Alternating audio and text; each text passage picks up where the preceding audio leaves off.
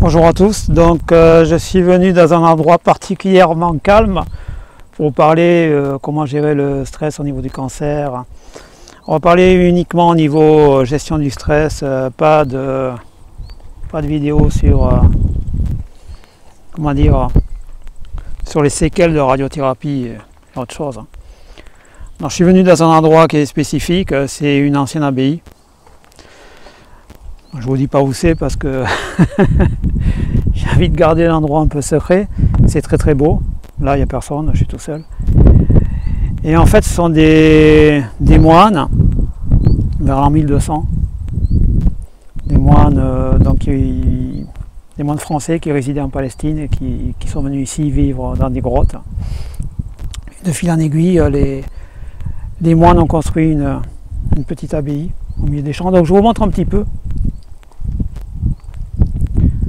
Vous voyez, c'est très beau, des champs d'oliviers. Donc j'ai essayé de venir à une heure où c'est relativement calme.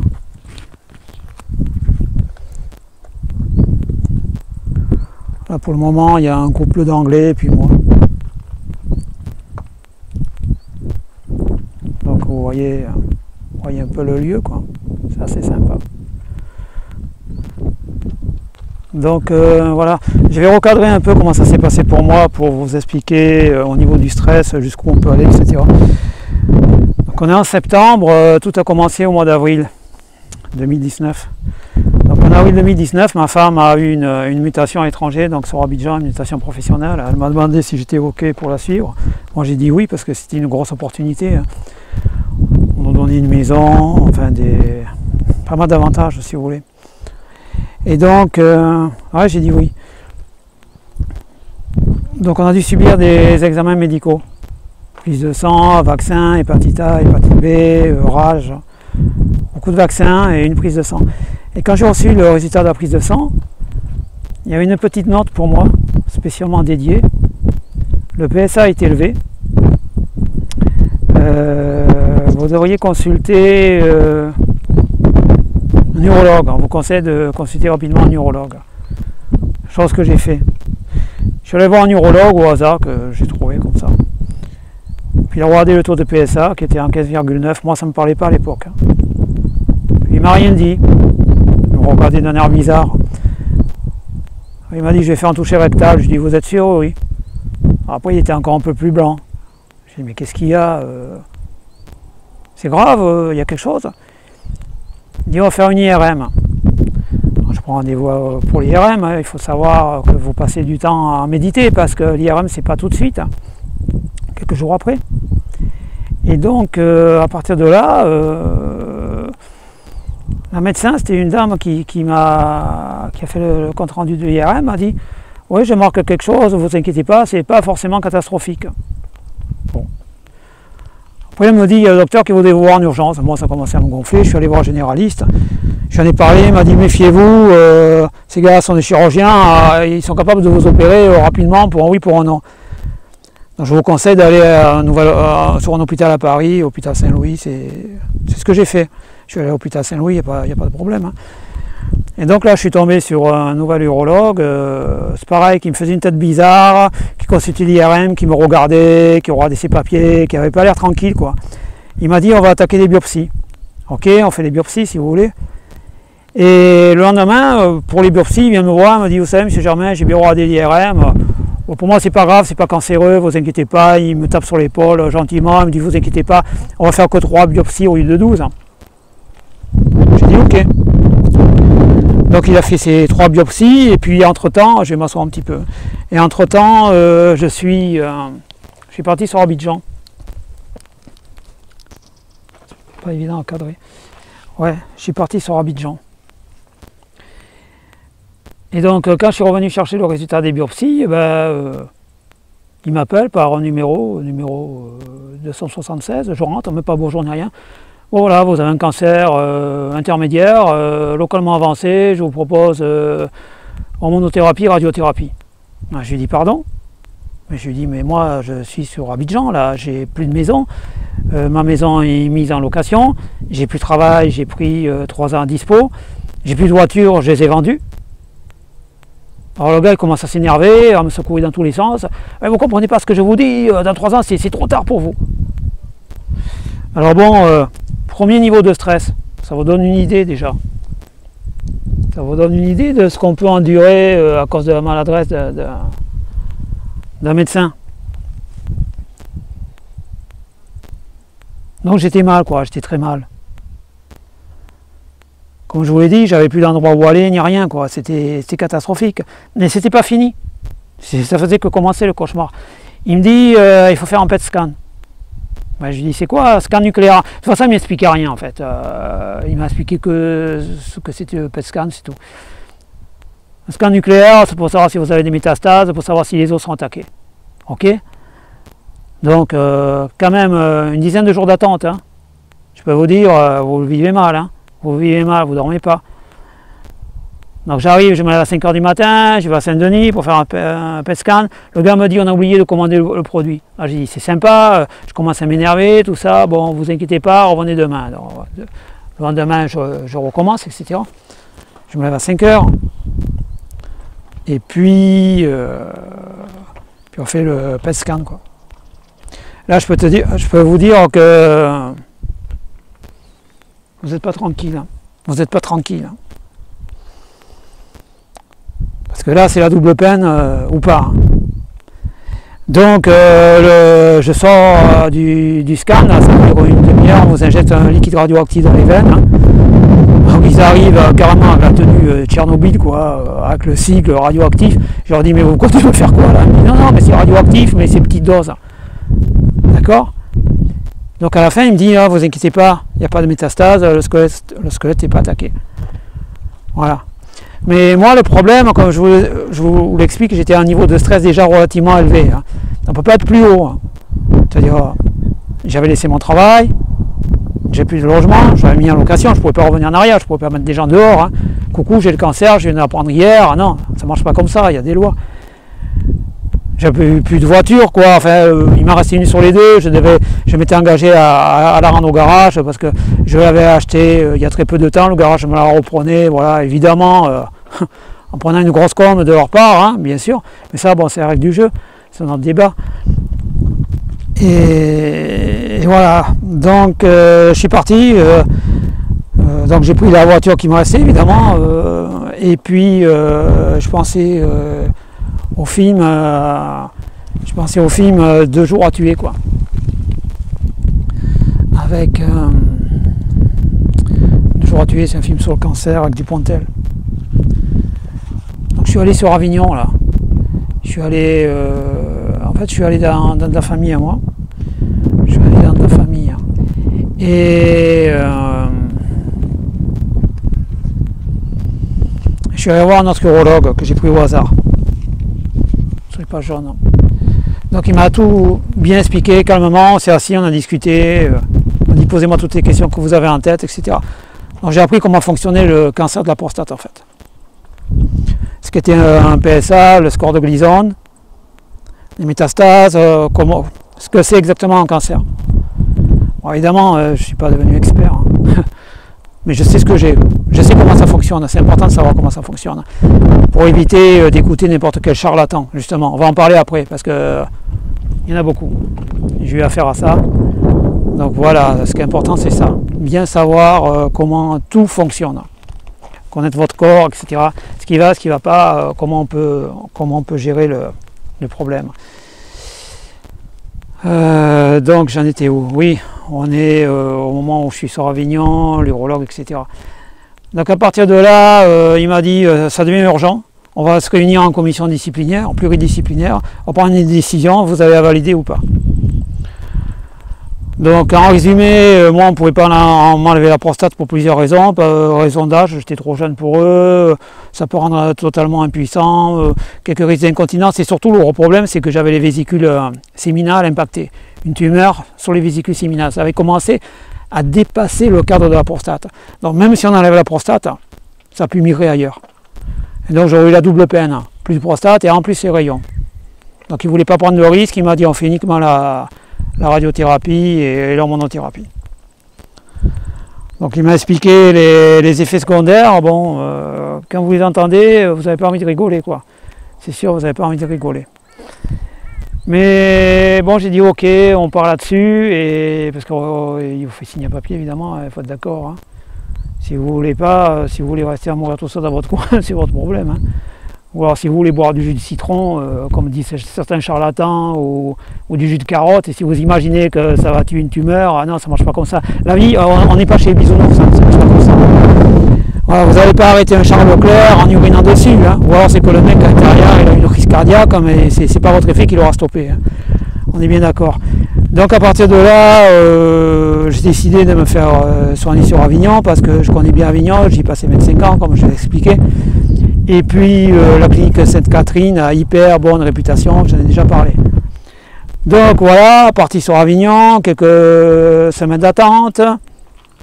Je vais dans la famille, j'ai expliqué ça dans ma vidéo précédente, ça s'est mal passé, total, j'ai fini à l'hôtel. Hein. Parce que moi, j'ai pas envie qu'on me prenne la tête pour des broutilles, des pécadilles, parce que le problème qu'il y a, c'est que quand vous avez un cancer, les gens vous pourrissent la vie avec des trucs dont vous n'avez strictement rien à faire. Hein. Du style, t'as bougé une table, ou alors t'as pas dit bonjour en machin. Ouais, moi j'en ai rien à faire de ces trucs-là. J'ai mon souci c'est me sortir de ça. J'ai l'impression d'avoir avalé un alien, et qui est en train de se reproduire, vous voyez ce que je veux dire? Si vous avez vu le film Alien, c'est tout à fait ça. Donc voilà, je veux dire, je ne suis pas venu là pour rigoler, pour enfiler des perles. Hein. Donc, à partir de là, ça c'est le stress. Hein. Je ne vous raconte pas le stress déjà, parce que vous avez peur du traitement, vous ne savez pas comment ça va se passer, vous avez peur de tout en fait. Hein. C'est un monde inconnu. Hein. On vous dit voilà, tu as avalé un alien, il est en train de se développer en toi, il risque d'être méchant. Ok, bon, on va essayer de l'enlever. En résumé, c'est ça. Donc, il y a un second stress qui se rêve là-dessus. C'est-à-dire, je ne rate pas la caméra. À chaque fois, j'oublie de regarder. Elle est à gauche, elle est pour le milieu. Il y a un second stress qui se passe. C'est l'hormonothérapie. C'est sous forme de piqûre. Alors, vous lisez énormément de choses. Hein. Il y a énormément de littérature. Vous lisez que ça fait pousser les seins carrément chez les hommes. Hein. Je ne sais plus le terme technique.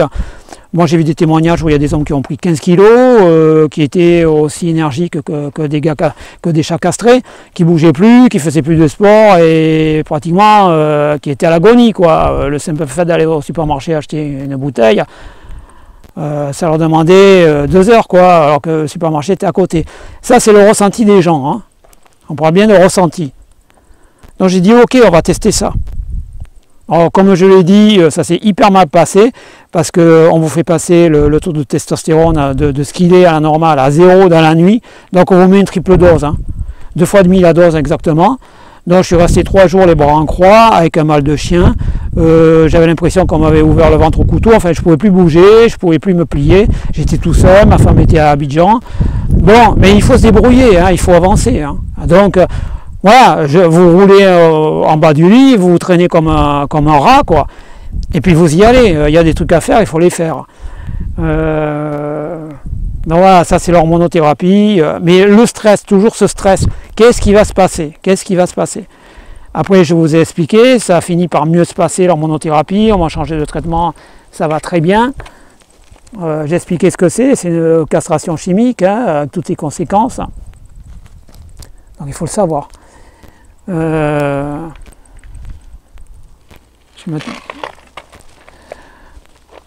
la radiothérapie, un autre stress, alors on vous prévient, il y aura des effets secondaires, qui sont ce qu'ils sont, hein. Comme moi j'expliquais, je les gère très bien, ça va, et ça va beaucoup mieux maintenant.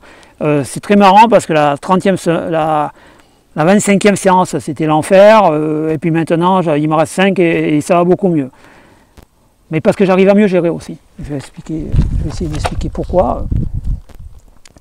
Donc alors la radiothérapie, c'est pas compliqué. Il faut arriver le rectum vide et la vessie pleine.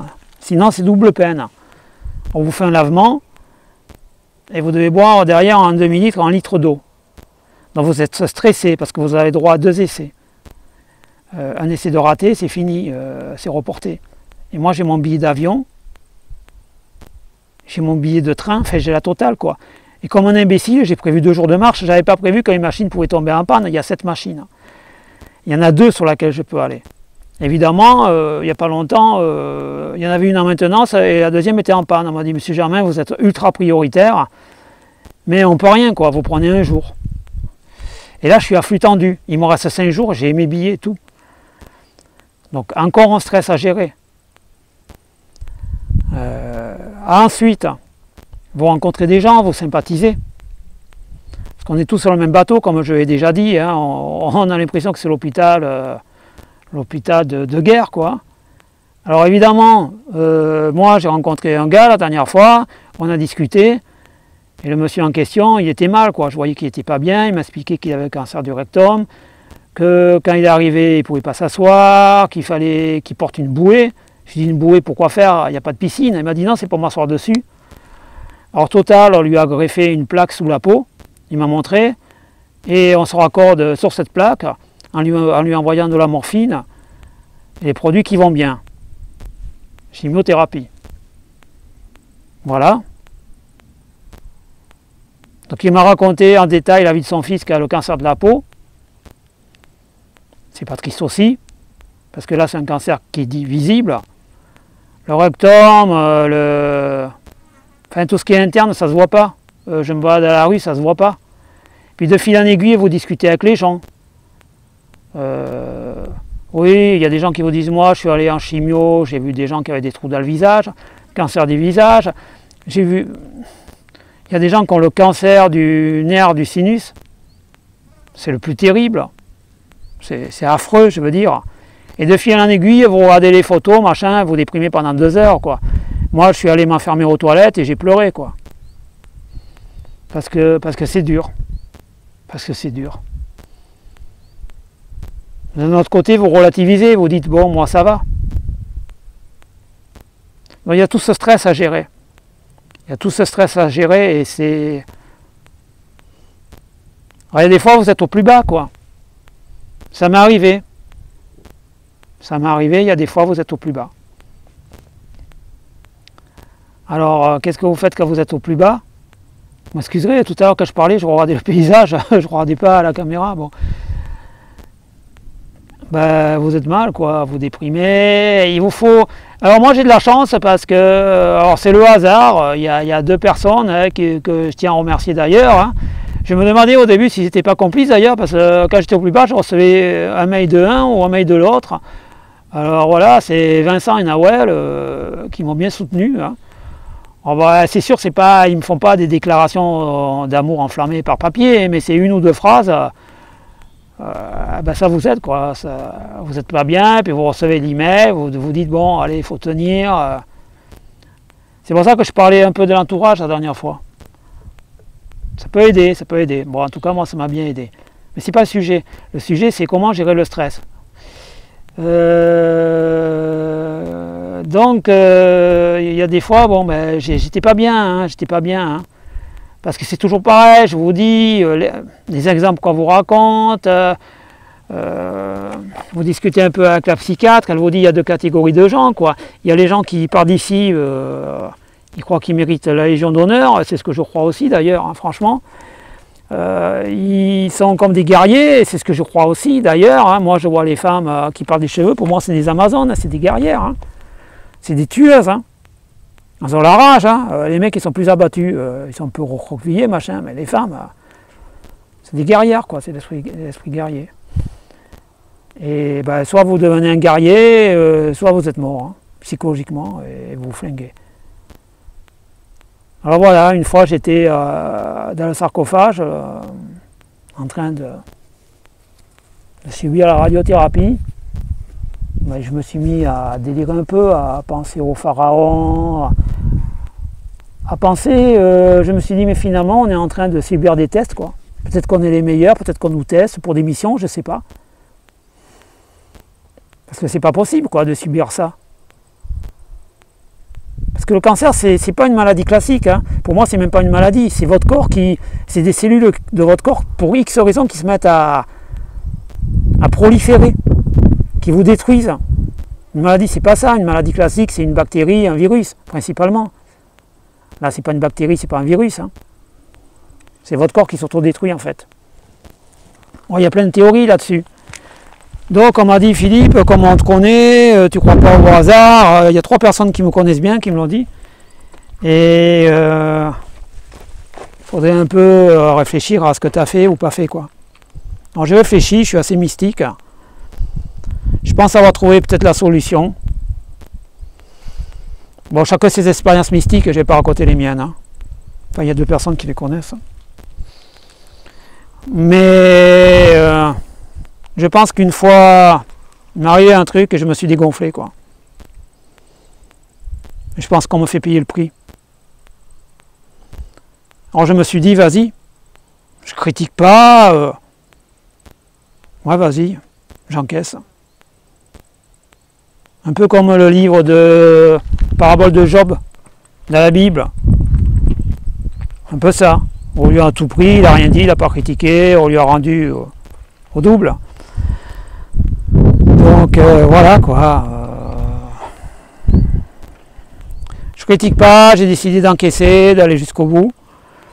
Puis quand j'aurai payé le prix, quand je serai guéri, ben, j'aurais fait repentance, quoi. Après, attention, hein, le côté spirituel, c'est important. C'est clair. Je vais un peu bouger, comme ça vous verrez un peu derrière, quoi.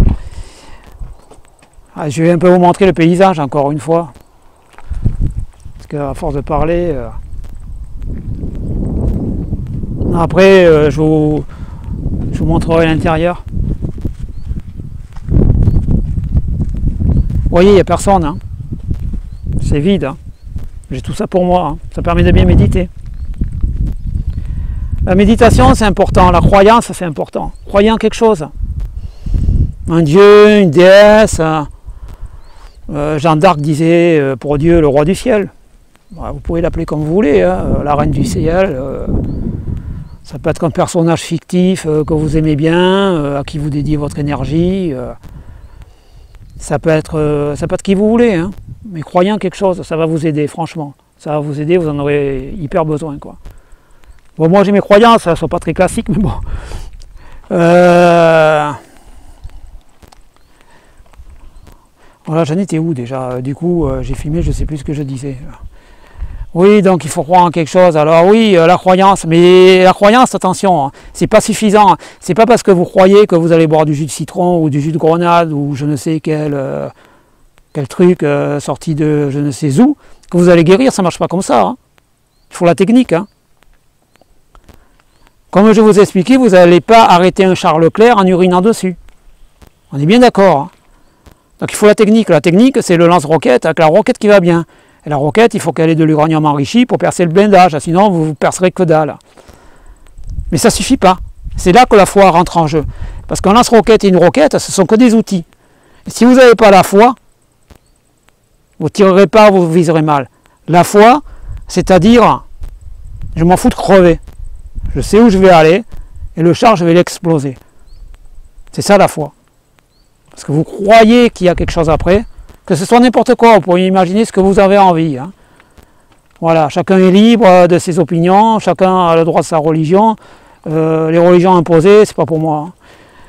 Quoi dire d'autre? Ouais, les charlatans aussi, les charlatans qui pullulent sur le net. Mais j'entends de tout. Les gens me parlent un peu de plein de techniques, machin. Ouais, mais moi, je ne veux pas rentrer dans ce débat-là, parce que c'est facile de parler de choses quand on n'a pas le cancer.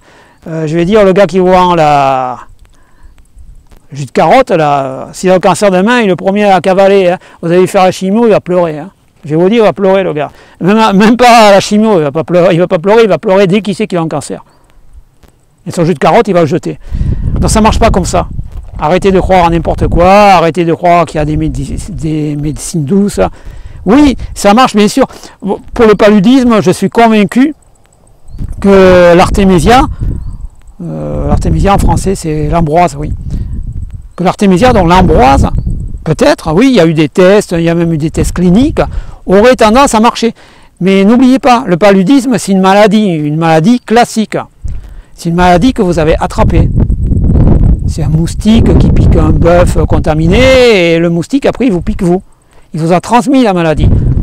C'est pas vos cellules qui se mettent à faire une cellule qui se met à proliférer. Vous avez une tumeur de 1 cm, vous avez 1 milliard de cellules dedans. Et elle ne va pas vous lâcher. Hein. La première chose que ça attaque, c'est les os. Alors, autre chose aussi, J'ai vu un autre gars, c'est pareil, vous voyez de tout, les gens pètent les plombs. Le gars m'est tombé dessus, à bras raccourcis. On a discuté, il m'a dit oui, moi j'étais comme vous à votre âge, ça fait 20 ans que ça dure, j'ai la colonne vertébrale métastasée, à savoir que les vertèbres vont finir par se briser. Ouais. Mais alors il frimait avec son taux de PSA qui était à 200. Enfin, c'est pas qu'il frimait, je m'exprime mal. Le gars, il en avait gros sur le cœur, assez clair. Il trouve une oreille attentive, il écoute. Moi, je fais pareil. Hein. Je fais pareil. Hein. Je vais mettre mes lunettes de soleil parce que j'en peux plus. Là, je suis en train de me cramer la rétine. Ouais, donc ben, le gars, oui, ben, je l'écoutais évidemment, comme certains d'entre vous m'écoutent. C'est pareil. Hein. Il y en a deux, je les ai saoulés. D'ailleurs, ils ne m'écrivent plus. Les deux dont je parlais m'ont plus écrit. J'ai dû leur prendre la tête. Mais voilà. Ben, le gars, c'est sa vie. Il a été incapable de me donner son score de Gleason à mon âge. Hein. Ni son taux de PSA. Hein. C'est sûr que s'il était à 10 au score de Gleason, ça m'étonne pas, quoi. Enfin, après, je ne veux pas non plus lancer n'importe quoi, parce que les gens qui ont 10 au score de Gleason, s'ils voient ma vidéo, ils vont s'effondrer. Donc, bon, moi, je ne veux pas parler de choses que je ne connais pas. Je parle de ce que je connais. Voilà, je l'ai dit, répétez, mon score de Gleason est à 7+. Je suis à 4+3. 4+3, c'est plus grave que 3+4, parce qu'il y a un chiffre, c'est la vitesse de propagation, et l'autre, c'est, on va dire, j'ai plus le terme technique, l'agressivité des cellules. L'agressivité des cellules, voilà. Donc, quoi dire d'autre je vais m'asseoir là, peut-être vous me verrez. C'est pas évident de filmer dehors. Hein. Donc, mais voilà, moi j'essaie de ruser, de trouver des méthodes. Hein. Bon, mais j'avoue qu'il y a des moments où j'étais pas bien, quoi. C'est clair, il y a des moments où j'étais pas bien. Là, il me reste une semaine de radiothérapie. Donc, je filmerai après, quand j'aurai fini. J'ai vu des gens qui ont des gros problèmes, des problèmes d'argent, parce qu'ils ne sont pas payés à 100%.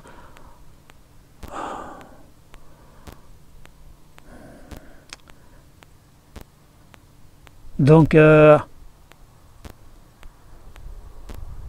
nous, on se réunit entre nous, des fois, on est 2-3 à bien s'entendre. Et puis voilà, ça fait une aide, mais le conseil que je peux donner, moi, aux gens qui ont rien, je veux dire, arrêtez de dire, je connais quelqu'un, il a guéri, mais vous connaissez rien, je veux dire. C'est pas une critique, mais vous connaissez rien du tout. Qu'est-ce qui vous dit que le gars a guéri? On parle de guérison au bout de 5 ans.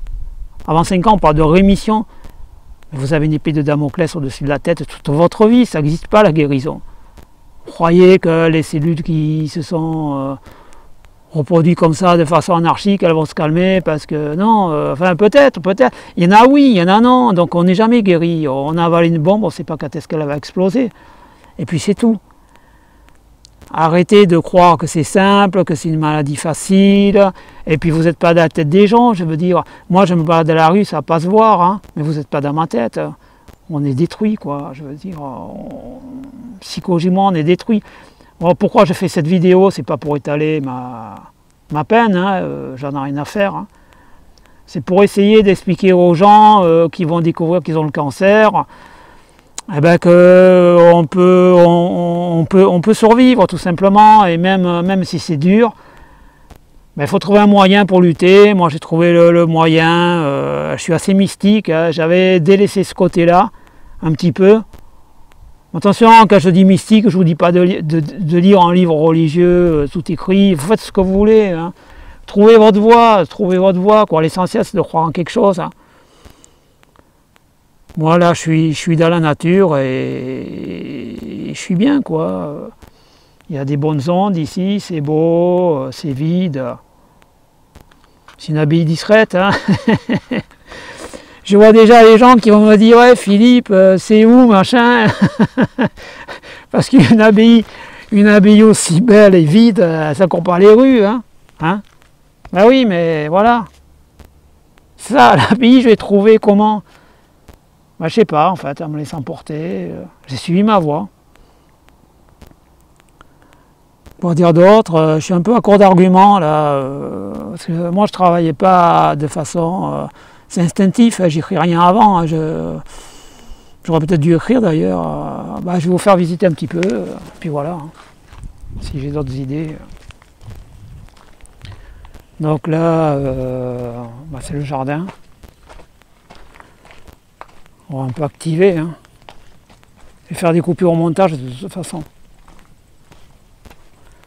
Sinon vous n'avez pas regardé jusqu'à la fin, hein. Les gens se fatiguent vite, hein.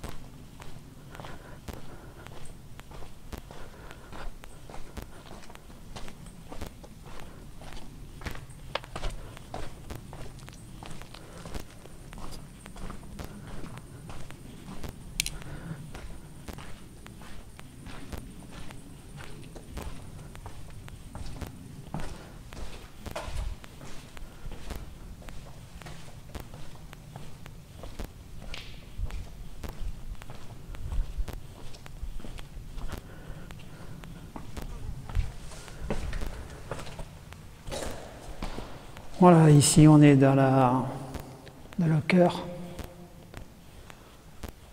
Ça permet de méditer un petit peu, de réfléchir. Comme je l'ai dit, il y a des bonnes ondes ici.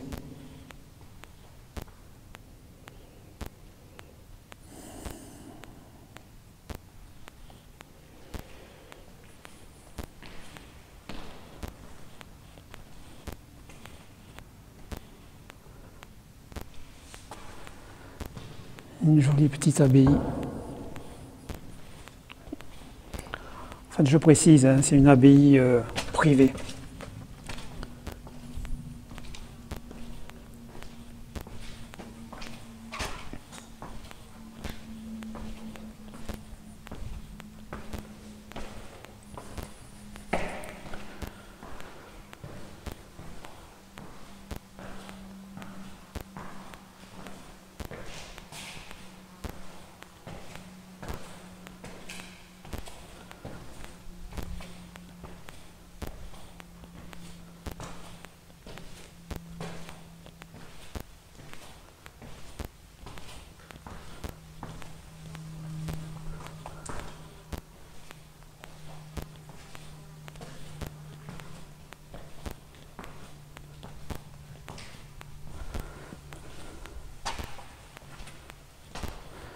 Là, c'est la pièce où mangeaient les moines avant.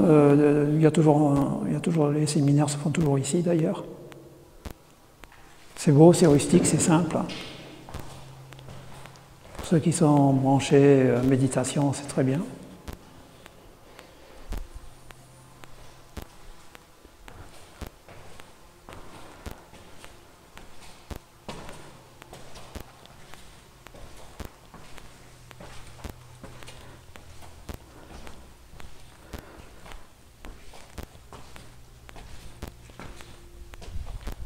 Voilà, donc l'abbaye a été refaite par les propriétaires.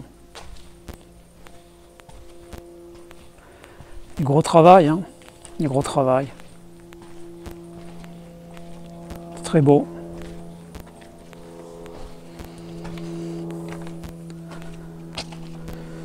Ben, ça se mérite des endroits comme ça, donc c'est peut-être le prix à payer, quoi. Je sais pas.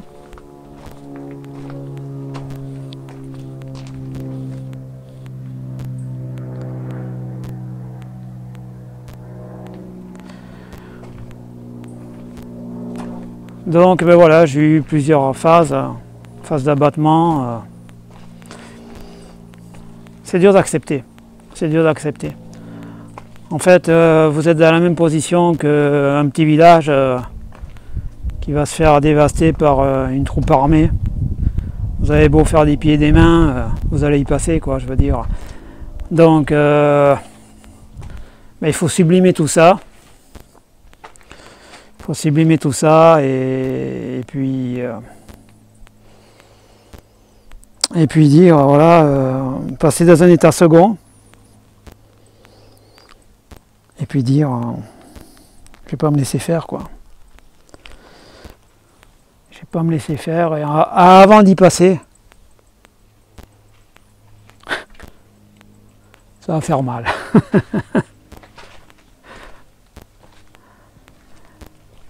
Bon, ouais, voilà, rien d'autre à dire. Merci de m'avoir écouté. À plus.